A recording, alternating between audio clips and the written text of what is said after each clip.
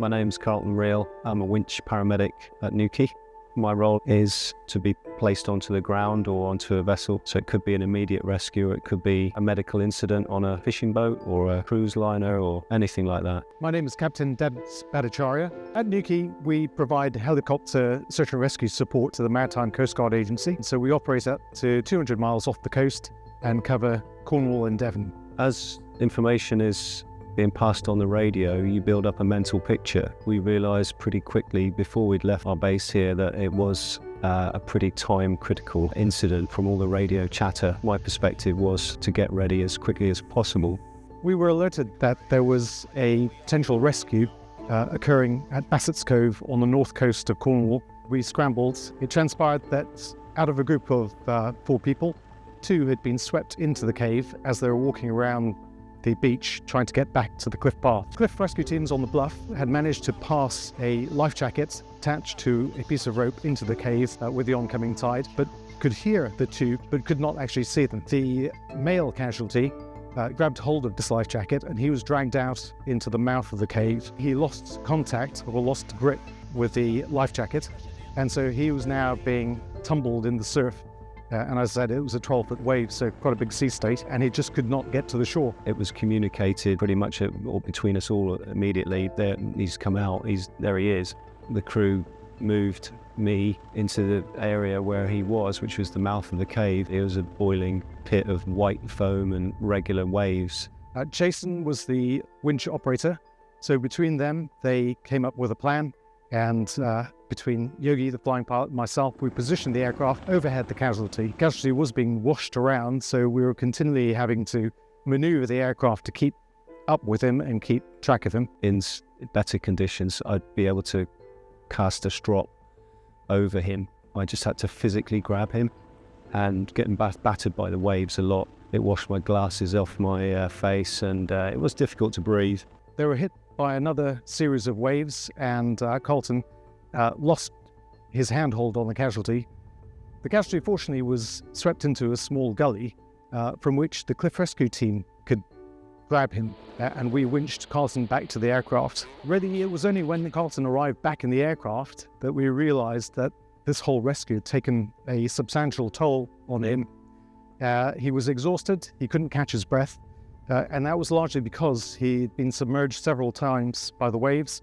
Although this equipment we wear, it has some buoyancy, there's a lot of weight in a very unbuoyant situation. So, partially submerged.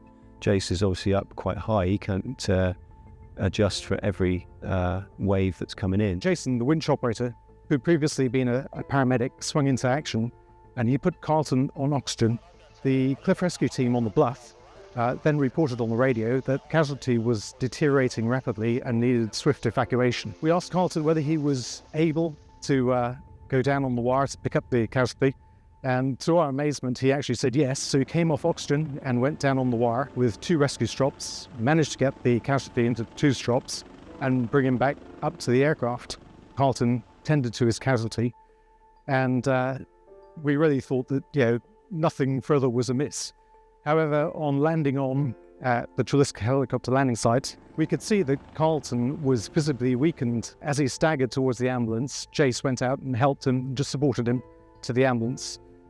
We had decided that Carlton needed to be checked out medically. It all happened, seemingly over a long time, but it wasn't a very long time, but it was, difficult. Carlton had inhaled quite a lot of seawater and therefore was placed under observation.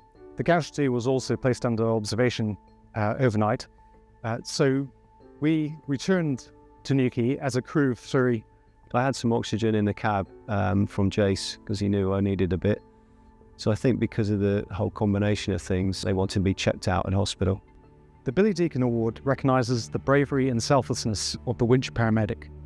Winch paramedics are a unique group of people who are prepared to put themselves in harm's way to save those who are in peril. I wrote the citation for Carlton on this occasion because I felt that he'd gone above and beyond what was required of anyone in our crew. Billy Deacon was lost in a tragic situation after saving lives. To be awarded the honour of a Billy Deacon Award is a hugely proud moment. I'm very pleased that Carlton has been awarded the Billy Deacon Trophy. In search and rescue, we fly in all weather conditions. What we do as a crew is we seek to minimise the risk. So we'll aim to keep the aircraft as safe as possible, but also we'll aim to keep our winchmen as safe as possible. But naturally, Mother Nature does throw up risks that we have to deal with and adjust to. It's a beautiful coastline, but if you get it wrong, it'll bite you really hard. And it can end your life in a very short period of time. So just have good respect for the coast. Know your tide tables. Check it out before you go. And if you're scrambling down onto a beach that's difficult to get to, think about that, because you've got to get back up. So just really think, it's a beautiful, beautiful coastline, but even on a sunny day, it can bite you really hard. So respect for it.